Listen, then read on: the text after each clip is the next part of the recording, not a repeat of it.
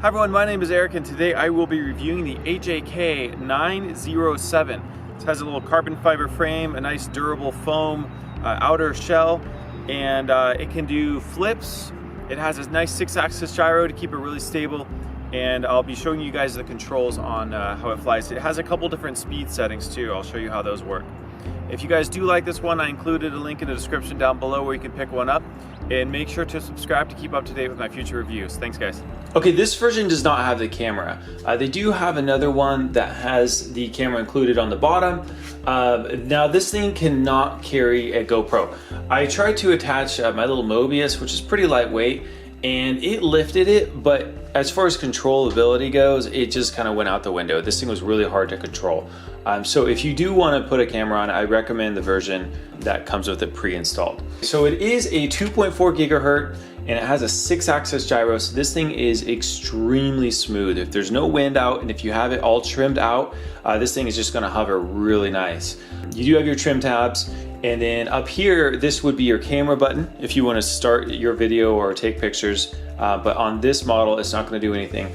Over here is your flip button. You have your manual flip button, and then you have your 3 speeds. But really, from what I've noticed, is you have 30% and 60%. That's going to be your slow and your fast, and then the 100% is just kind of a strange mode. It's basically when you flip the stick in one direction, it's going to do a flip. Now, spare parts and spare blades are really affordable for this quadcopter, and you know, just the flying overall is really solid. That's why I think this is going to be one of the better quadcopters for beginners, especially if you want something in this size. I did review a similar quadcopter to this one, which is a lot like the AR Parrot drone, but this one's by Syma. This one's a lot bigger though. Same kind of nice construction. You have this really strong EPO foam. It's very bendable, and if it ever does crack, it's very easy to fix. It's very strong, great for beginners to learn on, because this thing, when you go smashing into the ground or into trees or into walls, it's going to take a lot more abuse compared to something like this is the Syma X5, which is very similar in size, almost the same size quadcopter, but the blade guards, now I just put on one blade guard on here, usually it has all 4. But this one has just very kind of flimsy plastic. It's not going to do as good of a job as this 360-degree EPO foam. But then again, this thing will be a little bit slower. But for beginner pilots, I think this one would be a better choice. Whereas this one, you might get better performance, but it's not going to do as good of a job as protecting it. Flight time was very impressive, around 10 minutes flight time. You do, it does come with the 600 milliamp hour LiPo battery.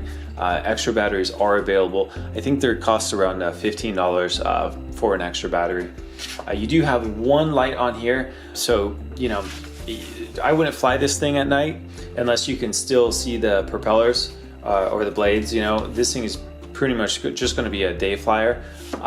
You do have these really nice bright front props, which are going to help with orientation, but you do not have any lights on the side. Another thing with the construction, these are carbon fiber spars, so I have never broken one of these. These are going to be really strong, and then even in the actual body of the foam, you do have kind of an extra rib in here. It's like another skeleton to add some more durability. So if this thing does go slamming into the ground, this thing can take quite a bit of abuse and bend quite a bit before it actually cracks.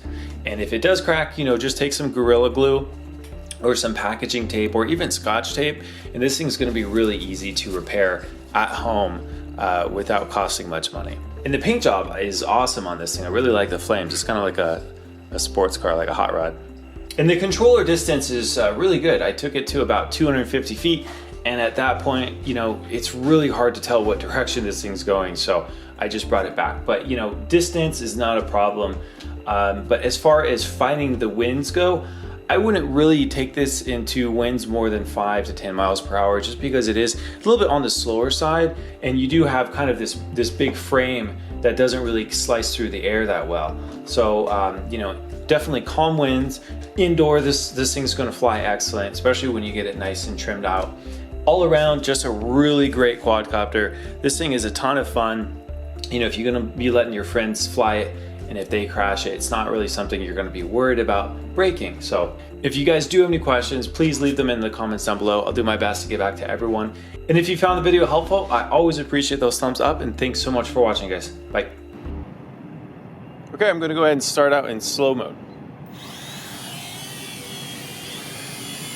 As you can see, super stable. There's a little bit of a breeze, so it's gonna be hard to trim it, but it looks pretty much already in trim. So I'm gonna go ahead and give it full yaw. So this is slow mode, full yaw, and then let's go full forward.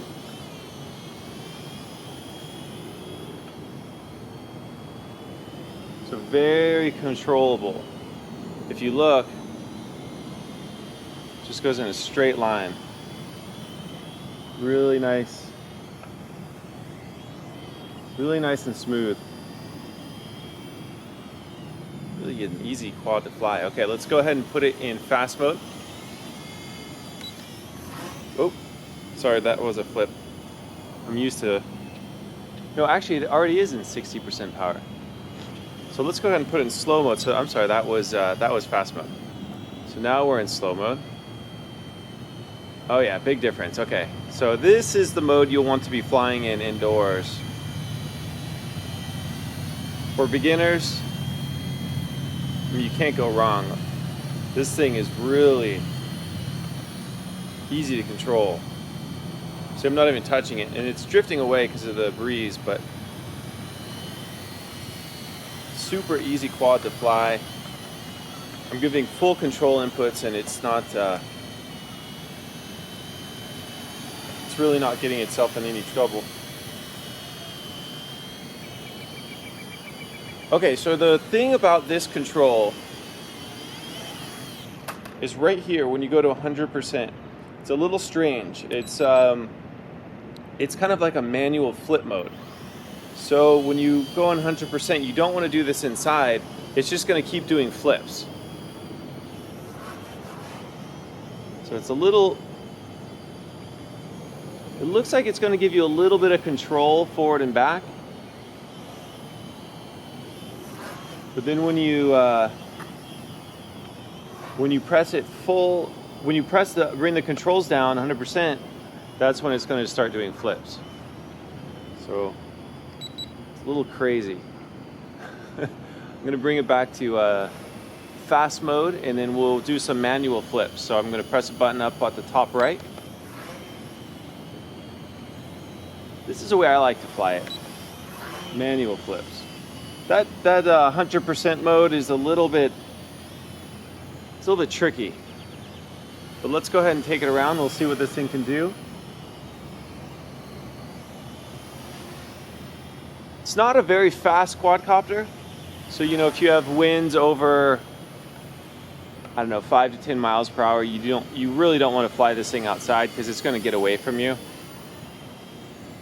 But on a no wind day like today, super stable.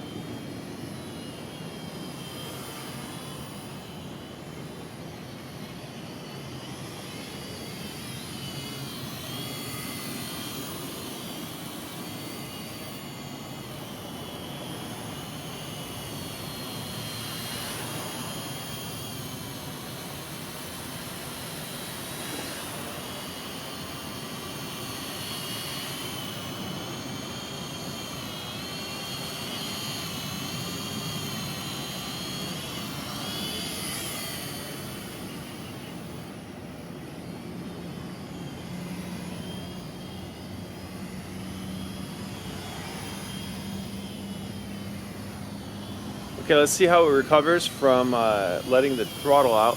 I'll bring it up. It does have good power going up. Let's cut the power and let it glide back down. So a little bit of wobble. This thing does, the good thing though is when it falls, it doesn't want to flip or anything. It kind of falls flat.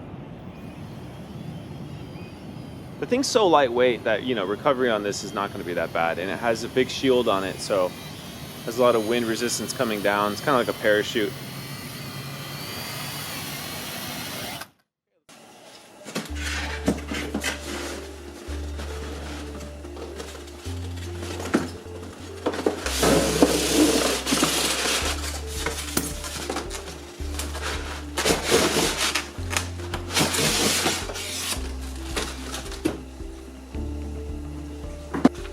You do have your manual. On the back of the box, it'll show you the controller functions, but in the manual, it goes over that as well. It also goes over kind of the breakdown of the frame, and then a couple tips on flying. All right, and here's the quadcopter.